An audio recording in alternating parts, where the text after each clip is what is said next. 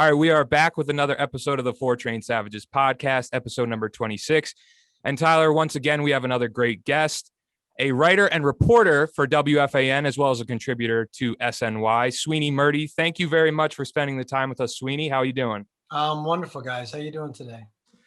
Pretty good. So we're going to get your opinion on the Yankees for next season in 2021, but we kind of want to get your thoughts on the recent moves that happened this past week with the Jay Bruce, as well as the Chirinos yesterday, along with Justin Wilson. So I think, were actually the first to be the reporting on the Justin Wilson deal. So how do you think those moves played out for the Yankees, and what were they looking for there? Yeah, they're all separate deals that mean different things. The Chirinos one was necessary because the Yankees didn't have any catchers on the roster besides Gary Sanchez and Kyle Higashioka.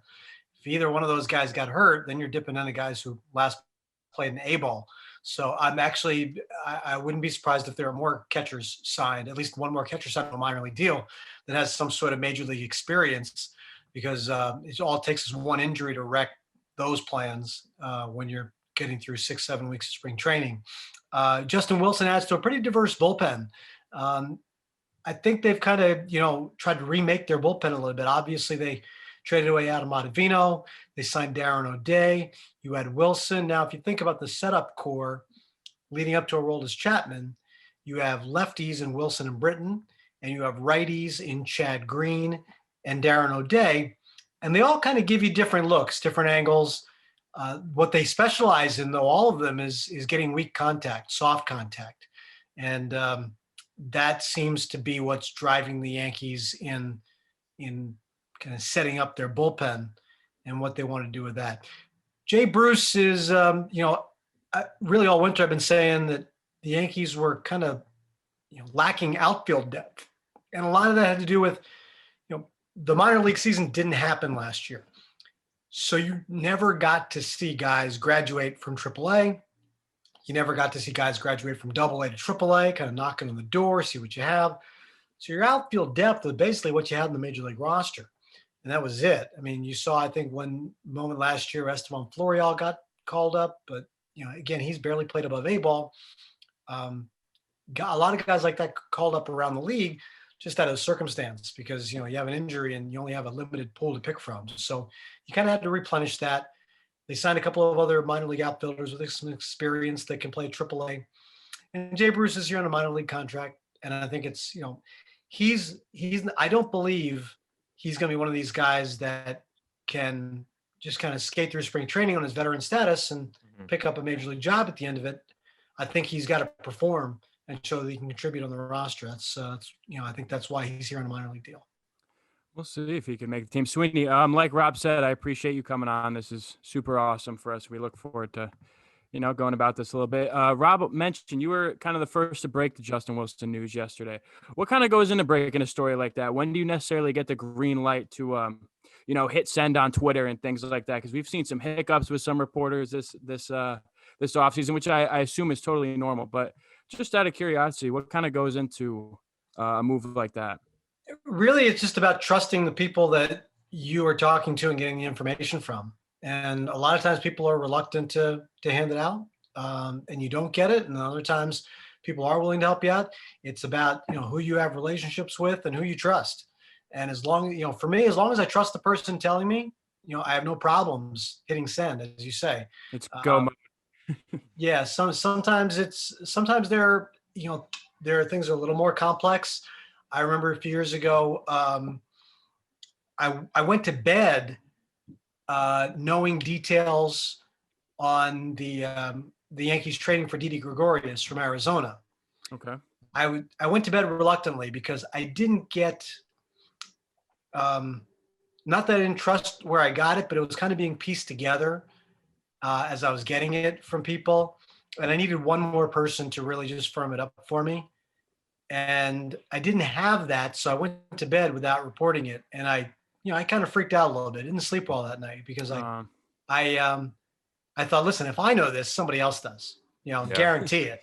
So it's not going to last long. I'm going to wake up tomorrow and somebody else is going to have this because I I wasn't brave enough to push send. And, there's a reason. It's, listen, it's your reputation on the line, right? It's your livelihood. So I woke up the next morning and not a whiff of it came out yet. And I made a couple more calls and finally got enough to be comfortable in what I was saying. And then that deal got done shortly thereafter. So I beat it by not too long. But yeah, can't beat that. Really, it just comes down to I think a lot of us we like what we talk about and getting into the details of what we're talking about, not necessarily being the first to report something. That's a different kind of thing sometimes. It's a different dog fight. Yeah, it's nice when you get one, but it's just better to be right, and it's better to I think it's better to I get more out of having something that maybe putting out something that has a larger discussion to it than maybe just a transaction that, kind of keep feeding the beast on that. But yeah, it's all important. It's all part of what we do. Gotcha. Awesome. So, like past the moves that happened this past week and weekend, looking forward to 2021.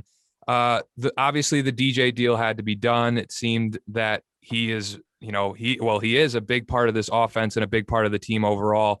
What is your outlook for the 2021 Yankees? It seems that the National League is a whole other animal, but a lot of the talk has been that the American League has kind of been depleted. Tampa Bay lost a couple of their starters, even though Toronto has gained a lot of good players, but they don't really seem at the same level of the Yankees of the past years. So is it really make or break time for the Yankees to finally break through the barrier of at least getting to the World Series? And then obviously it's a whole other animal to take on, the Dodgers that it may seem to be, or any of those other NL beasts. It's make or break time for the Yankees, correct? Yeah, I mean, one of those things is about, obviously winning the World Series. You can't win it until you get there. The Yankees have to get there. And you're right. There are a lot of different things that happen in the American League that are in their favor. We'll see if their moves are in their favor, because they are relying on good health, which has escaped them over the course of a full season for several years. And they're built to try to take advantage of that, hopefully this year. And a lot of the questions with guys like Corey Kluber and Jameson Taillon revolve around health. And the Yankees have been waiting to try to get full seasons out of Aaron Judge and Giancarlo Stanton. And if they can do all of that, then they are pretty well set up, at least as far as the people who are, making all the projections and the odds seem to think that it's all lining up pretty well in their favor. Now they just have to go out there and do it. Boston's taking a step back. Tampa, it scares me about Tampa. They're sneaky, but they don't like to give up pitchers. So when they give up pitchers, what is it that they know that the rest of us don't? And literally, that they don't give it up without some sort of other plan in place. So how are they going to manage this, and what magic tricks are they going to pull to be sitting there, within, I don't know, 3-4 games come September 1st, who knows? Or even if it's not that, they could try to win maybe 7 or 8 or 9 games against the Yankees. And, what kind of impact that could have in the race.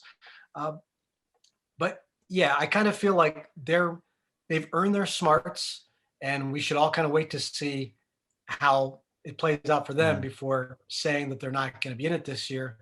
Toronto's interesting because the one thing that didn't happen last year because of a shortened season, we never got to see those young stars get through a full major league season and a pennant race and try to learn from that and see what happens after they've played 130 games already. What happens in those last 30?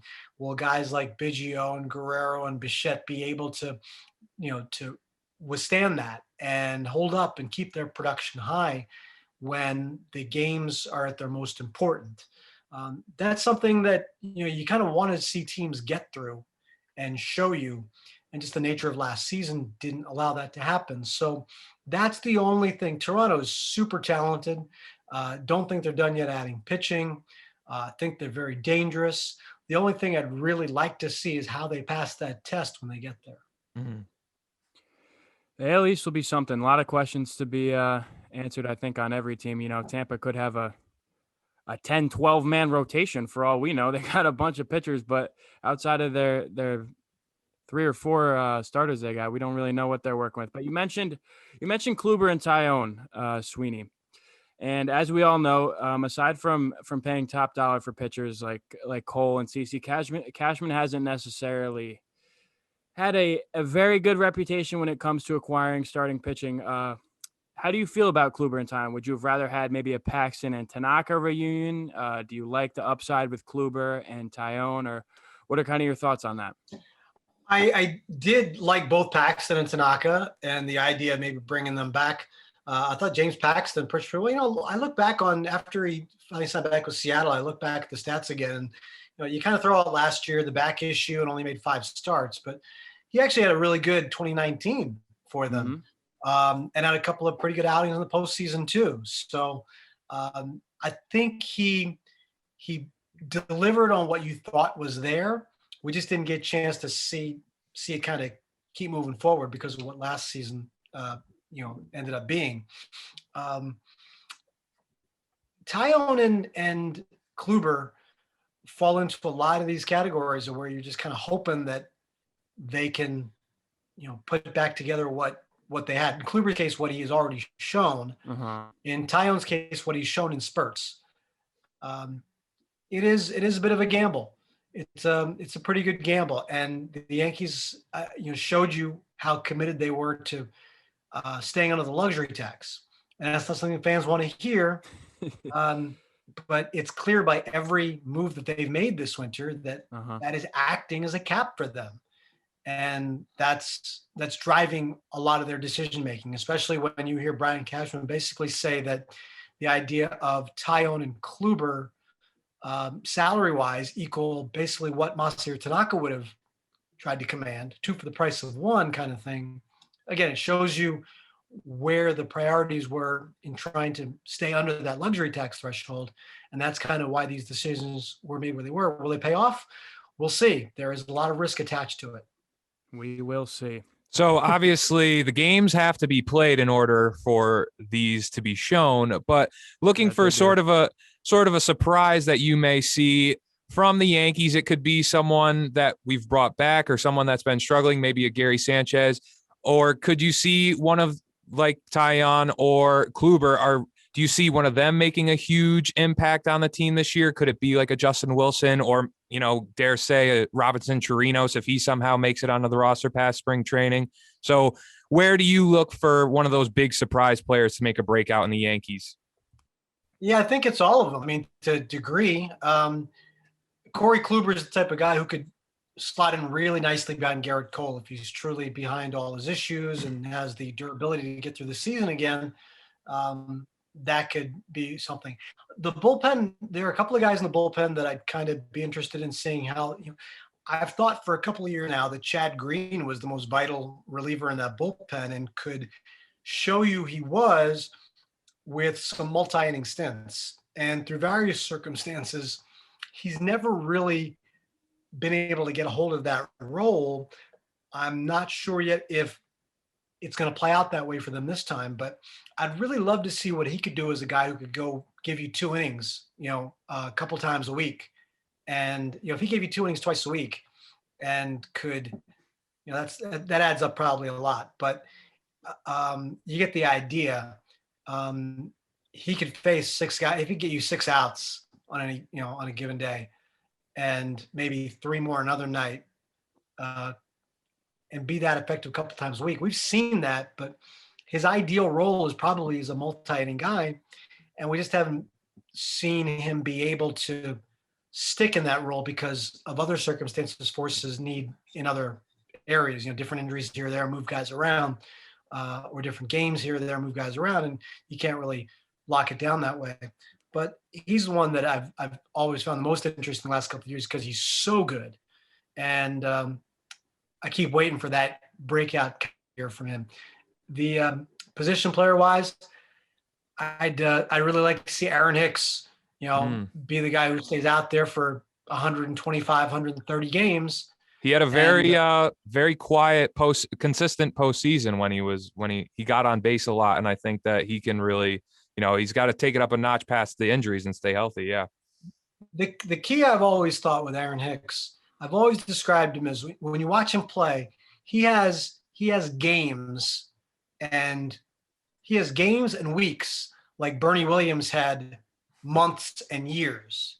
You see a good couple of games out of Aaron Hicks and say, that's what Bernie Williams looked like in 1998, right? Mm-hmm. Only he did it for all of 1998. And you're looking at small samples of Aaron Hicks as he kind of comes up and down a little bit and then battles the injuries too. So I feel like he's a guy who, if he can stay healthy enough where you don't look at a long, IL stint, it really stabilizes a lot out there, defensively, offensively.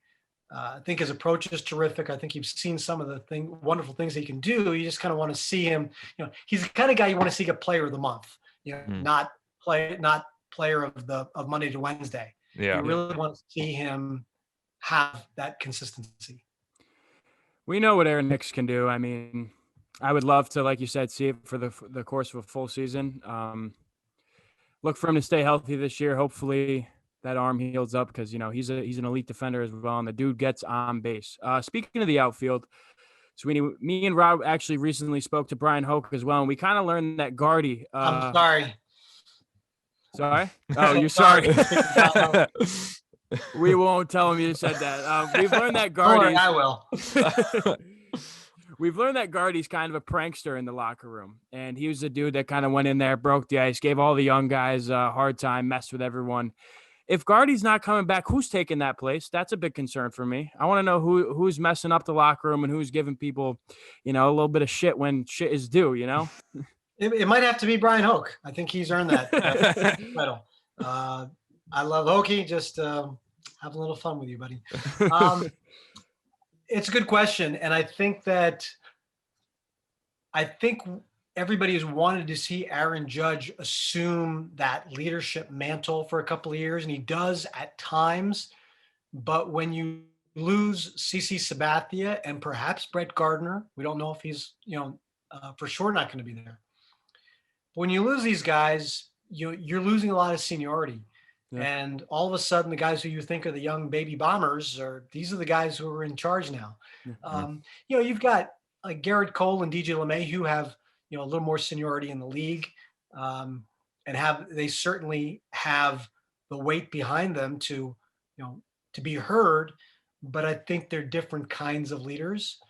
And I do think you need somebody on the position player's side to step up a little bit like that. And it doesn't have to be putting somebody in their place with a practical joke, but it can be something, with their just being vocal about it and being the guy who rally guys together. Mm-hmm. And I think, a lot of that comes for Judge though, a lot of that comes with staying healthy, and being on the field.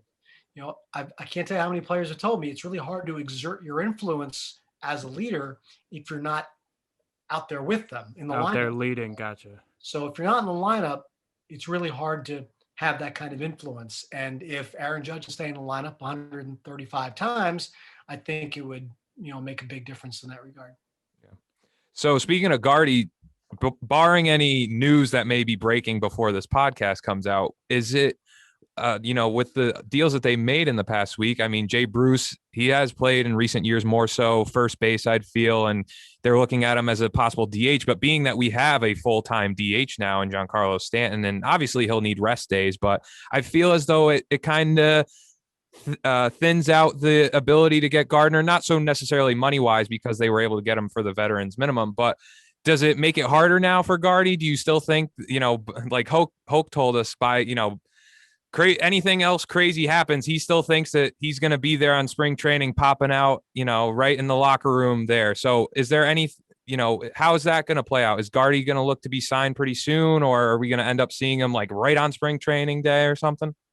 I mean, it's here, spring training's here. So, and it's not the first, listen, the Yankees, I've been to plenty of spring trainings where the Yankees have signed guys after we've already been down there. I was looking back today and remembering that Raul Ibanez signed, a week into spring training.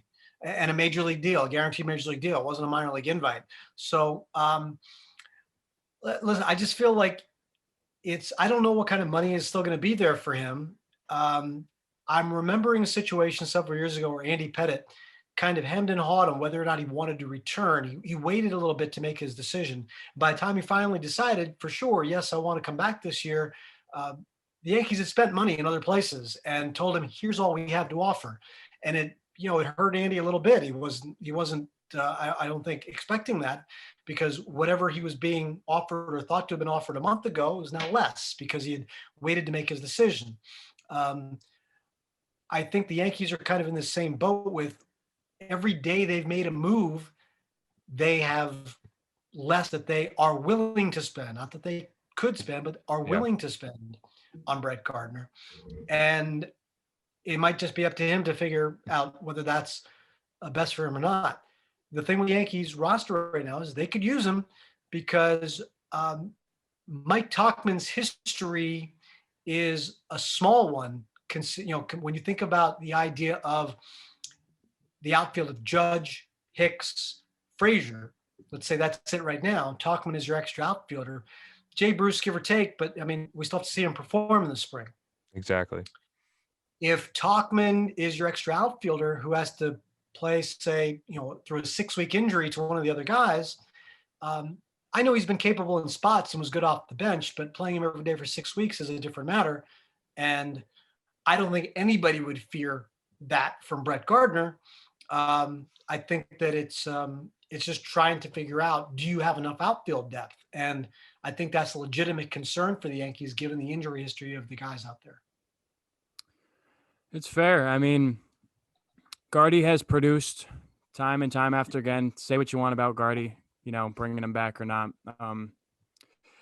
He'd be in addition to that, not in addition. He's a necessity on this team, in my opinion. But going back to kind of Yankees depth, last year there was a 4-man bench for what I believe. I'm pretty sure they're going back to a 3-man bench this year, which is something that's, I don't know, I feel like it's kind of flew under the radar a little bit, which is a little bit alarming to me just because, you essentially have 2 men with a backup catcher on the bench at all times. What does that kind of mean for Yankees, considering guys like Gardy, Tauchman, Greg Allen?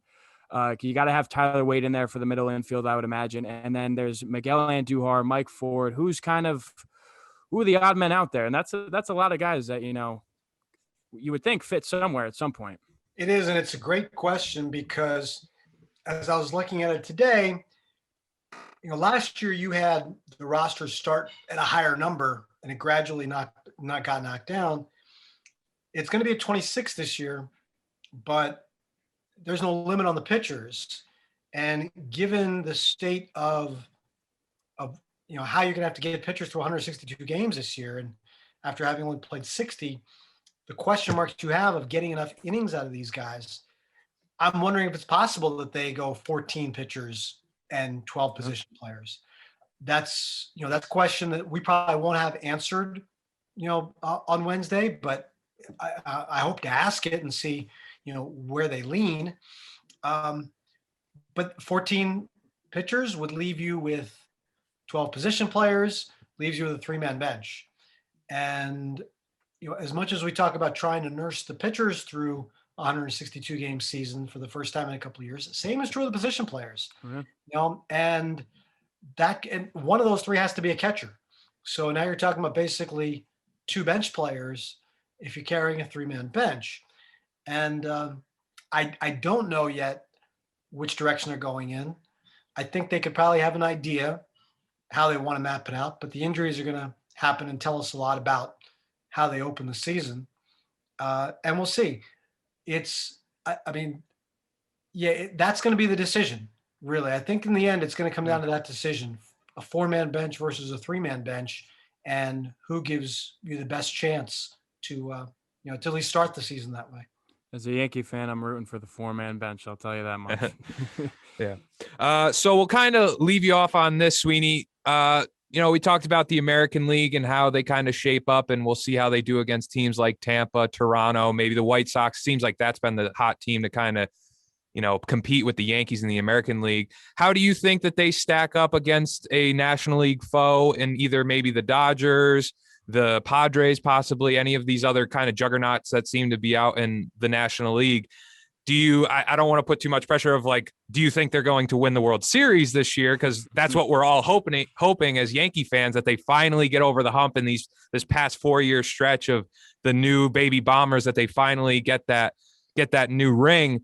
How do you think they match up? I mean, the Dodgers, they got Trevor Bauer and they got this elite pitching staff. They took Canely from us. They got a good bullpen. They got this crazy lineup. They signed Turner back. How do you think we stack up against a National League team in the World Series? And can we get it done? I don't know how to accurately predict what the team's going to look like 6 months from now. Well, I'm saying, come on, be a little crazy, we're winning in 5. But here's my point: like you're telling, you want to say, okay, how do the Yankees stack up against the Dodgers in the World Series? Let's say, well, by your assumption, they've gotten to the World Series. How did they get there? Did they get there because Jameson Taillon and Corey Kluber were awesome? We're hoping. Did they get there because Davy Garcia all of a sudden won 14 games and Clark Schmidt stepped in? And to answer the question how they stack up against, Kershaw and Buehler and Bauer, I got to know which of those guys got them there and how they got there and what the bullpen looks like. So I don't like to – I've never liked to look at it that way because so many things – I mean, listen, what was it, 2 years ago, opening, a week into the season, how many people got hurt a week into the season, and everything you thought about too many looked like was gone. It was, and they had to, they had to juggle chainsaws just to get you through to 100 wins again. I understand your point. At this particular point in time, the Dodgers have a better pitching staff. The Padres might have a better starting rotation. The Yankees have some pretty good depth. I like their bullpen. There are a lot of arms I like, but until I see what Kluber and Taillon are right now and how they can help this team, I can't tell you they're better than one of the other teams. And that doesn't involve anything about what we said about Aaron Judge or Gary Sanchez or Gleyber Torres. And these guys all have to have big years too. To win a championship, your stars have to perform like stars, and you have to get unexpected contributions from some other places. A lot of times we look at the Yankees and we already have levels of expectation for everybody. They can't surprise you anymore. Yeah. And that's the hard part about right now, because you've seen what Gleyber Torres is, what Aaron Judge is, what Gary Sanchez could be. They can't surprise you. They can't give you something that makes you just say, wow, and it's unexpected, open this up and go, oh my gosh, never saw this coming. If they give you good years, it's because you wanted to see it coming, because you've kind of seen it already. The only guys that can give the Yankees that are probably guys like Garcia, Loaiziga, Schmidt, any of the bullpen guys. Those are the types of guys and Kluber and Taillon. But they kind of have an expectation already attached to them because they're kind of being thrust into those spots. So it's kind of hard to fast forward 6 months and figure out how they stack up. Just our Uber fandom coming out and just looking for some. There you go. Some good mojo. But just as a Yankee fan that pretty much has grown up in the past decade listening to the early pre-game and post-games of the Yankee games on FAN, and it's pretty cool to just speak with you and for you to spend some time with us and talk to us about the Yankees coming up this season. And it's really cool. So really appreciate your time today. No worries. Thank you for having me, Rob. Tyler, I'm not mad at you. Don't worry. Thank you, sweetie. Thanks for having me. Hope it's a good long season that we get to all have some fun with. Hopefully we get that 28th ring. All right. Good luck.